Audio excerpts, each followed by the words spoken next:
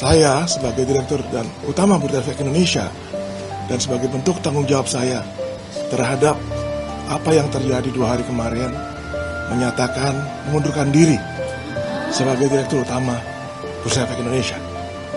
Saya berharap ini yang terbaik buat pasar modal.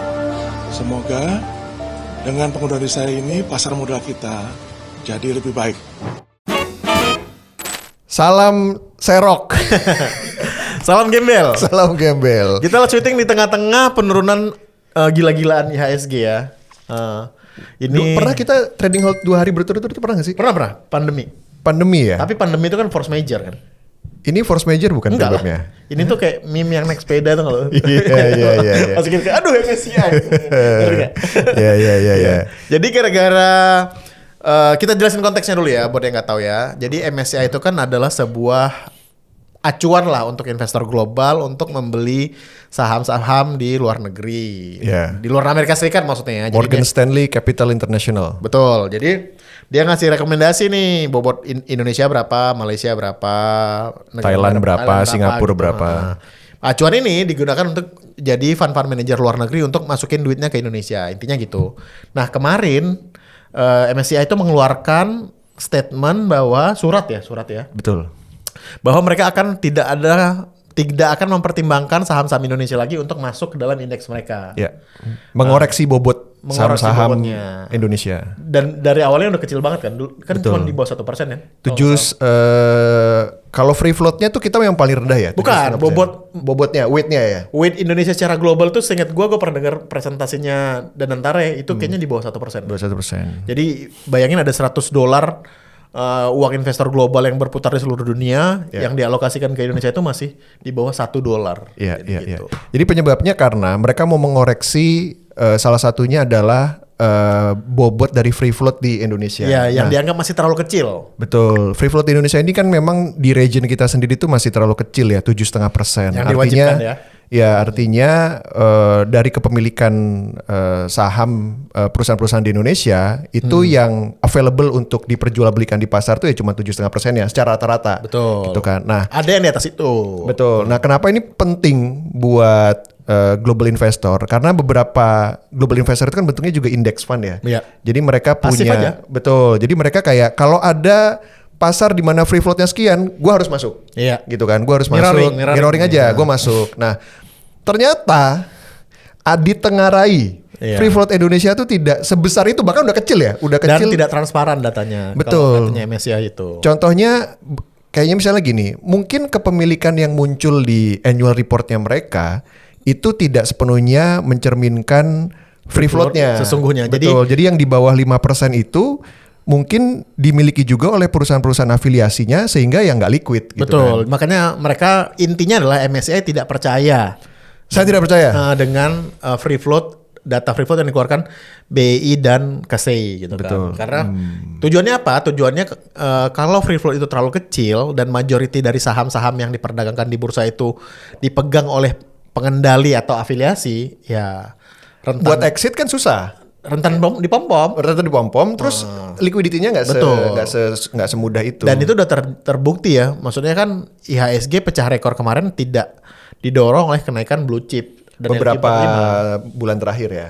Setahun 2 tahun terakhir. Dan itu kan didorong oleh kenaikan harga-harga saham-saham konglo yang valuasinya udah nggak masuk akal kan. Iya. Akhirnya bubble-nya pecah kemarin.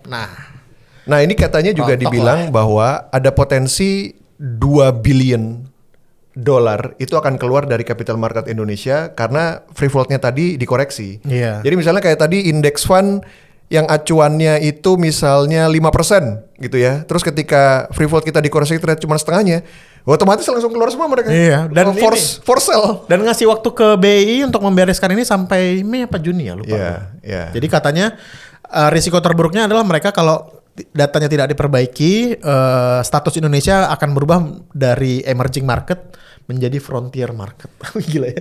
Kita akan setara dengan apa ya? Bangladesh. Ya gitulah si buah Indomie, Bangladesh. Barusan tadi pagi lu sempat bilang apa Goldman juga Goldman di rating. Jadi kita jadi underweight karena mengikuti MSCI. Jadi intinya gini, kalau kita udah turun kelas dari emerging market menjadi frontier market, ada yang tuh komen, emang kenapa sih kita harus patuh banget sama MSCI? Ya bilang gitu. Ya terserah aja lah. Logika komen gitu. Ya gue jelasin gini, karena kalau fund manager itu kan punya namanya investment mandate ya. Investment mandate itu mereka punya kriteria kalau mereka mau tanam duitnya itu mereka ada kriteria tertentu gitu. Iya. Jadi misalnya kriterianya di awal hanya boleh beli minimum di emerging market, ya kan? Yeah. Terus Indonesia berubah dari emerging market menjadi frontier Betul. market. Sebagus apapun perusahaan di Indonesia, cabut. Mau mereka. BCA, Mau BCA. kayak mau big bank lainnya, Iya. kayak apa, kayak mau Telkomsel, mau apa, mau Telkom. Jadi menurut gua itu representing risk yang harus di-accept oleh sebuah fund untuk masuk ke dalam negara tersebut. Betul. Ya kan risknya kan gede, tapi ya itu high risk high return kan. Jadi ya mungkin nggak sebesar itu nanti dana yang masuk ke sini gitu. Makanya ketika udah nggak sesuai sama investment mandate-nya, apapun yang terjadi, ditelepon dari kantor pusat New York kan, Iya, iya. cabut lu, Iya, cabut. cabut. Berapapun valuasinya, makanya yang terjadi BI bilang, ya ini panic selling. Ya benar panic selling. Betul. Benar panic selling, tapi kan kenapa panic sellingnya yang harus ditanyain. Kalau saya sih tidak panic selling. Tapi Nggak keburu tadi. nah, jadi uang dingin ya. Dari uang dingin menjadi keringat dingin. Keringat jadi Jadi keringat dingin. Nah, ini statementnya BI udah bilang juga bahwa more press release than action. Iya. Jadi udah bilang ke publik bahwa ini panic selling dan mereka akan membuka jalur komunikasi sama MSCI gitu ya. Nggak bisa sih. Gua Nggak harus ngikut bisa. sih. Menurut gua harus ngikut gitu. Hah? Iya. Harus ngikut. Kayak, Iya, ya udah kayak- risikonya kalau lu nggak ngikut ya investor luar nggak akan masuk. Betul. Nah, jadi oke, ini yang ironinya karena kemarin kan 9.000 kan. Iya. All time high. And then it's Dan gone. dan diklaim sebagai prestasi pemerintah. Siapa yang klaim? Lu. Ya gua, Pak Perbayan, Pak Prabowo gitu kan, Iya, kan iya, masuk iya. tuh. Iya, iya. Gone in 2 days. Gone in 2 days. Gone in 2 Gone days. in 2 days ya. Terus akhirnya Pak Purbaya juga bilang kan, sebenarnya udah minta kan Pak Purbaya dari kemarin-kemarin tuh bilang BI itu minta insentif tapi syaratnya Pak Purbaya kan kita ngomong tuh waktu ngebahas anaknya kemarin. Lu tahu nggak fundamental? Lu tahu nggak fundamental tuh Yuda diceramain lo Yuda lo Yud. Bahwa Pak Purbaya minta ke BI untuk ngeberesin saham-saham gorengan. Sebenarnya Pak Purbaya udah tahu kan penyakitnya ini. Ya sudah lah. Ya anak TK juga tahu apa yang terjadi di capital market kita gitu. Iya, tapi ya nggak diberesin gitu kan. Lu tadi ngomongin soal ini agak berat juga ya karena tadi kita mau begitu kritis sama BI.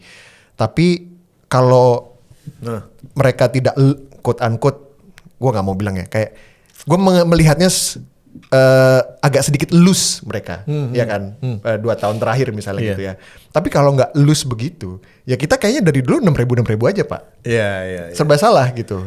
Makanya kayak tadi kan gue bilang kan KPI-nya orang BI itu tuh menurut gue agak keliru gitu. Karena kan KPI-nya orang BI sebagai otoritas bursa itu adalah quantity over quality kan. Yeah. Mereka tuh dapat KPI-nya bagus kalau banyak perusahaan yang listed gitu Yeah. kan.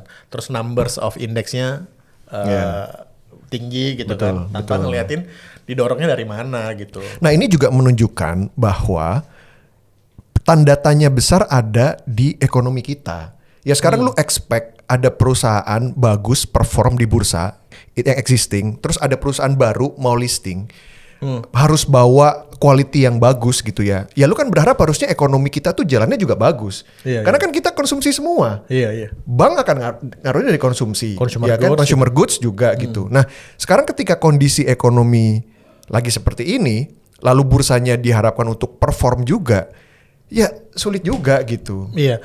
Dan aksi goreng-goreng saham itu kan udah lazim banget ya. Maksud gue udah penyakit tahunan. Tapi mungkin ini kalau gue sih berpikir positif ya.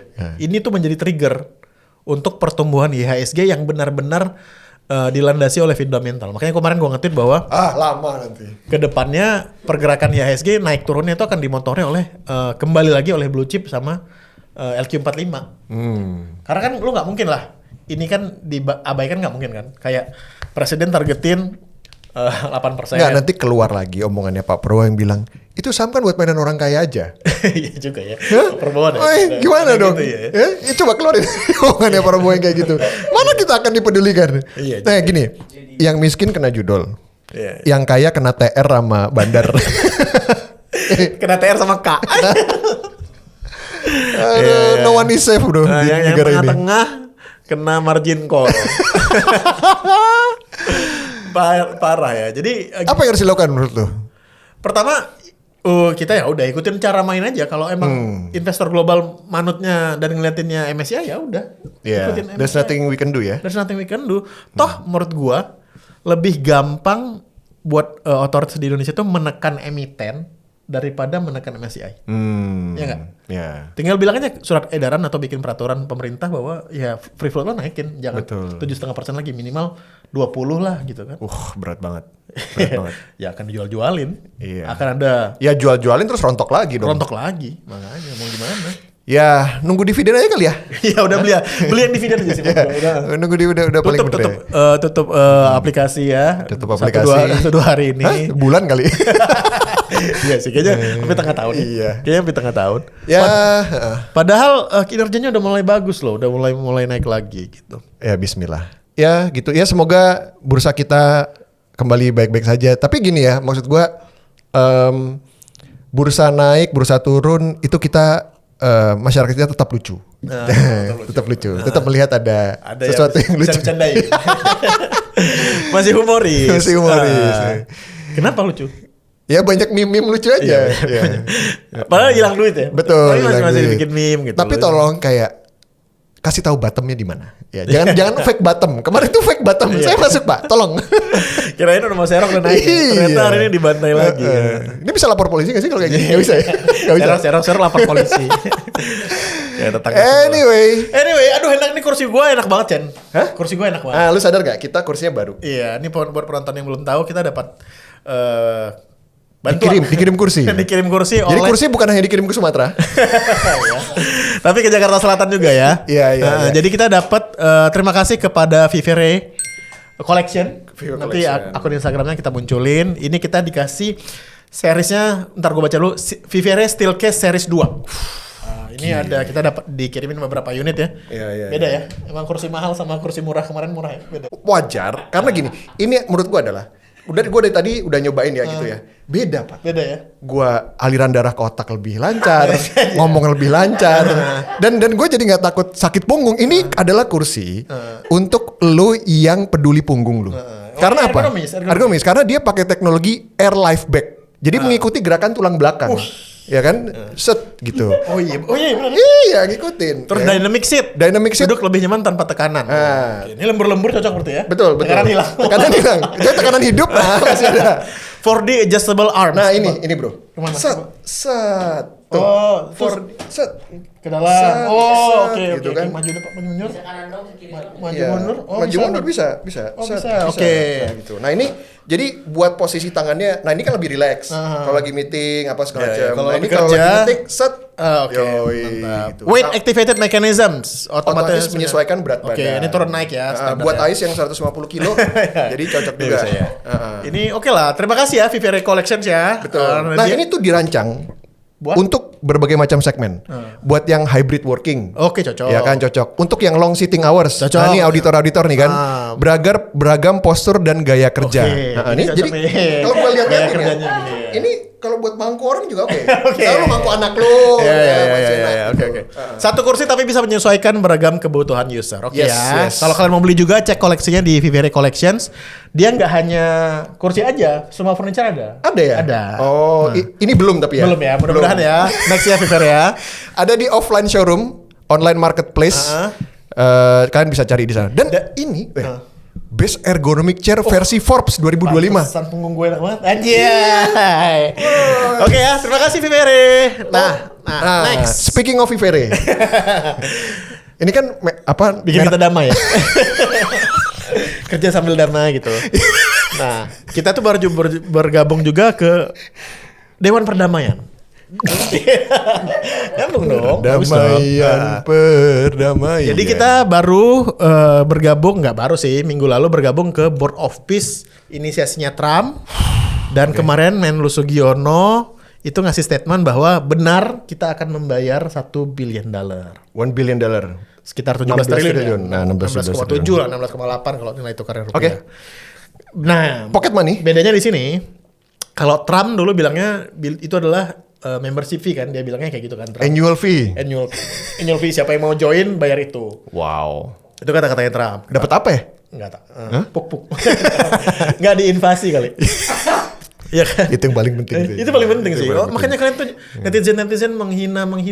Kalau tiba-tiba ada kapal induk di Tanjung Priok nggak panik loh. Ya.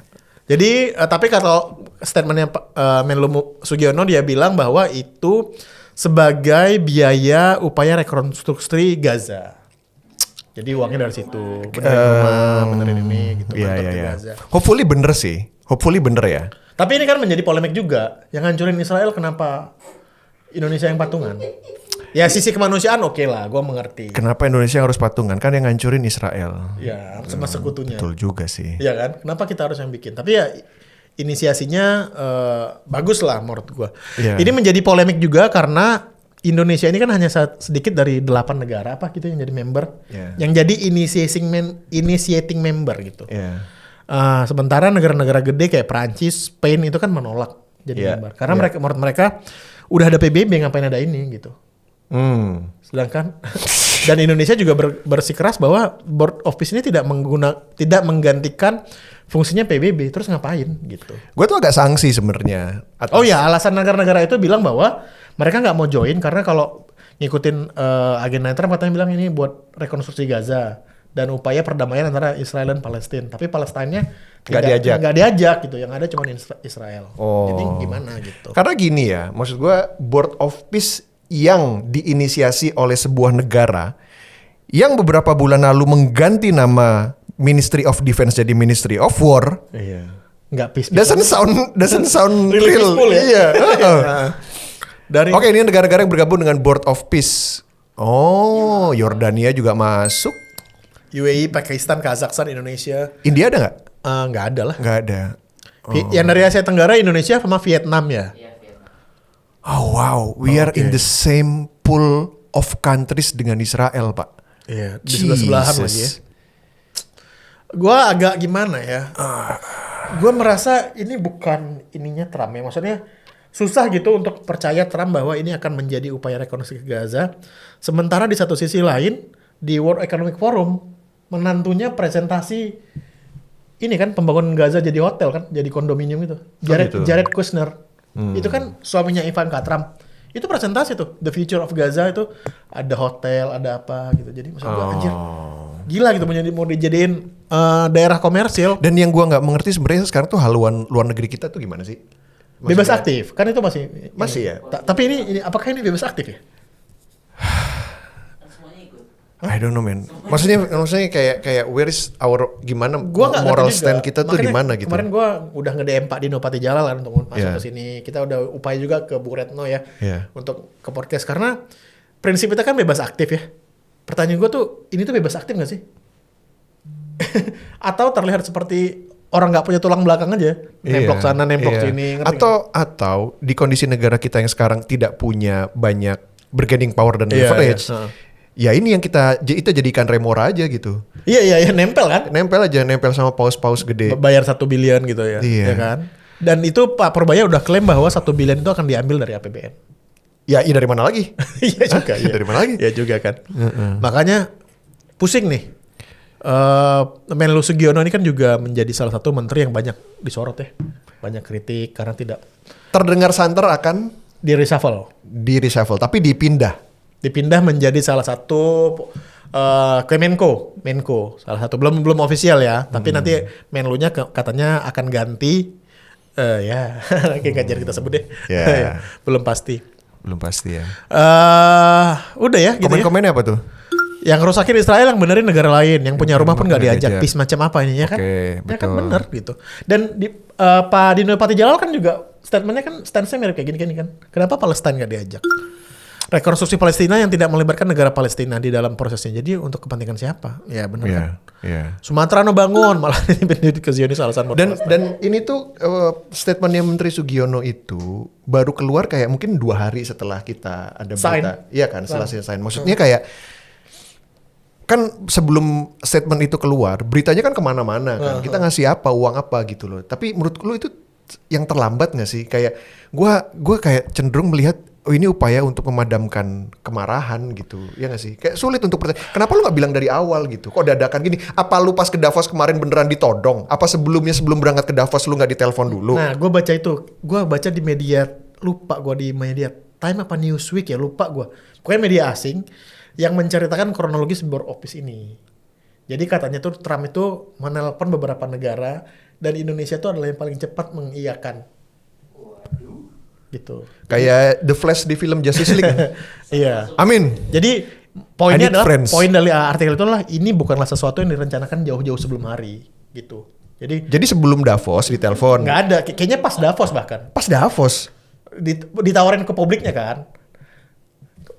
Trump ngomongin board office itu kan sebelum Davos. Tapi kan Indonesia nggak masuk. Yang diajak kan Rusia, Putin, inget nggak? Melora. Ya. Nah di Davos baru kayaknya ditawarin ke Pak Prabowo dan Ya nggak tahu ya. katanya Indonesia tuh yang paling cepat mengiyakan. Oke, gue join gitu, siap. Gitu. Oke.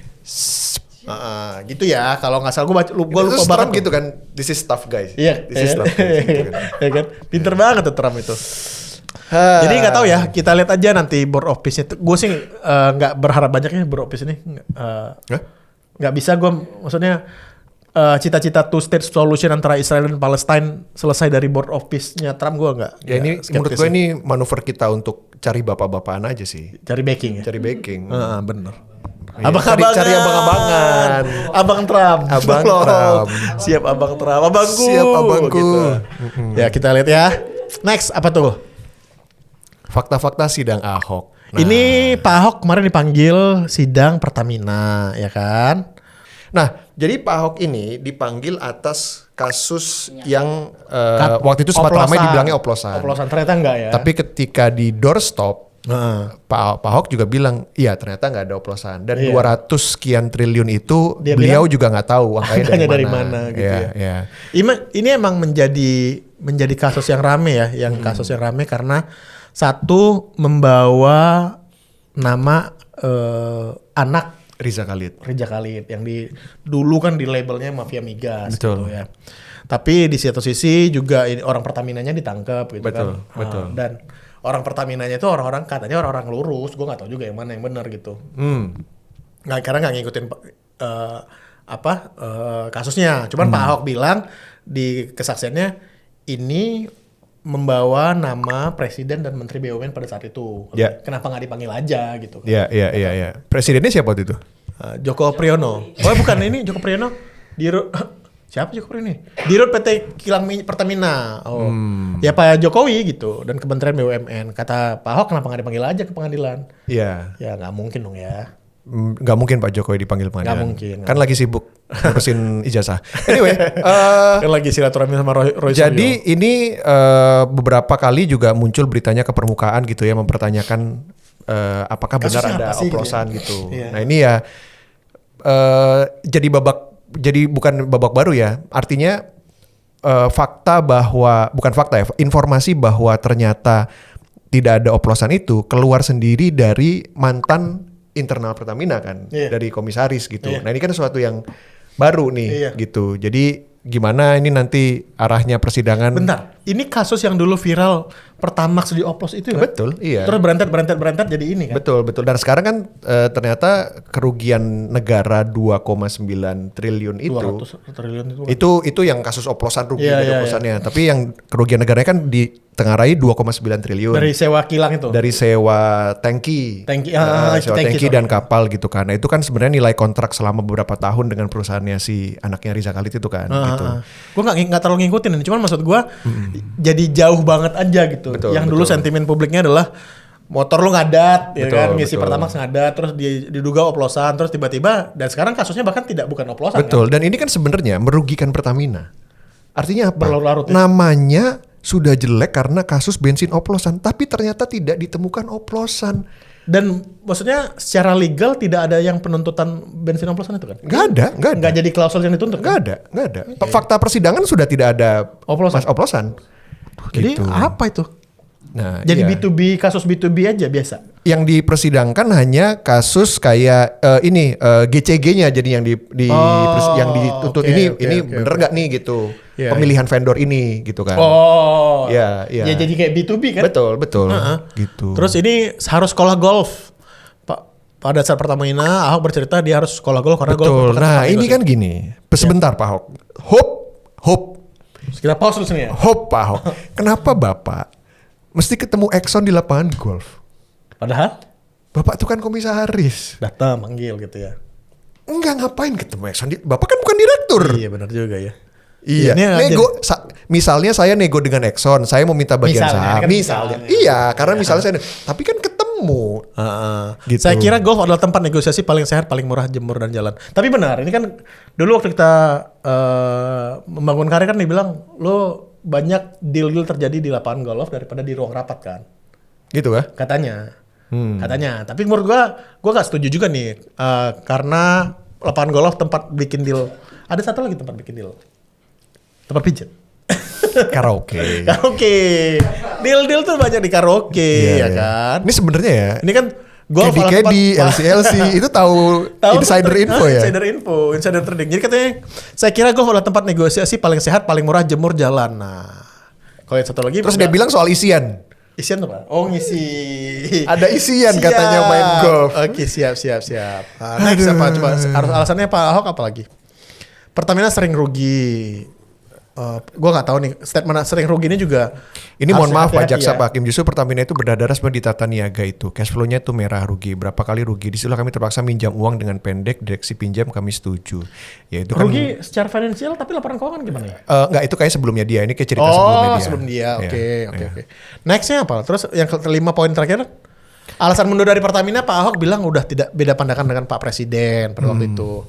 Iyalah, dulu kan Pak Presiden kan di akhir-akhir Pak Presiden Jokowi kan akhir-akhir masa jabatannya kan udah mulai pisah jalan tuh sama PDIP ya kan. Iya. Ini etika politik sih menurut gua. Iya. Dan waktu itu kan Pak Ahok nempelnya malah ke PDIP sama Bu Mega kan. Betul. Menurut gua etika politik lah, oke lah, nggak masalah. Ya kita tunggu aja ya ini kasusnya gimana. Moga-moga selesai dan tidak menjarakan orang-orang yang salah sih. Gua cuman minta itu sih. Tuh, serunya kesaksian Pak Ahok adalah dia jelaskan di persidangan bukan cuma cerita semua yang dia tahu, tapi ngajarin lembaga peradilan. Ya, klasik Pak Ahok ya. Ngomong-ngomong Pak Ahok kan gitu ya. Tiap ada masalah namanya selalu kesebut, tapi sampai sekarang nggak pernah ada dipanggil pemeriksaan. Nah, menurut lu gimana? Apa? Itu nama yang sering disebut tapi tidak pernah dipanggil tuh. Tiap ada masalah namanya selalu kesebut, tapi sampai sekarang nggak pernah Voldemort apa siapa? Voldemort. Tapi maksud gue gini, gue mengerti juga sih. Karena kalau sekaliber beliau itu dipanggil ke pemeriksaan, tidak stabil politik, Pak. Enggak. Itu kan ada menterinya dia yang mau digeser juga terakhir nih. Kayaknya mulai didepak-depakin. Iya, mau dibersih-bersihin. Ini terakhir nih. Gue harap sih save the best for the last. Ada satu lagi kan yang belum? Selain yang mau digeser ini, ada yang satu lagi yang belum. Oh iya, enggak. Tapi kan udah kuning, doi.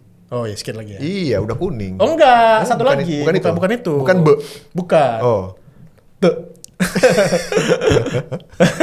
Anyway. Ya udah, gitu aja. Tapi banyak yang minta kita episode ini diperpanjang loh. Iya. Katanya nggak cukup setengah jam. Lu aja anjir. Lu aja. Viewsnya masih jelek. Iya. Kalau viewsnya bagus kita 2 jam deh. Makanya disebarkan ya. Ya udah ya, kita ketemu di Unfiltered berikutnya. Bye bye. Dah.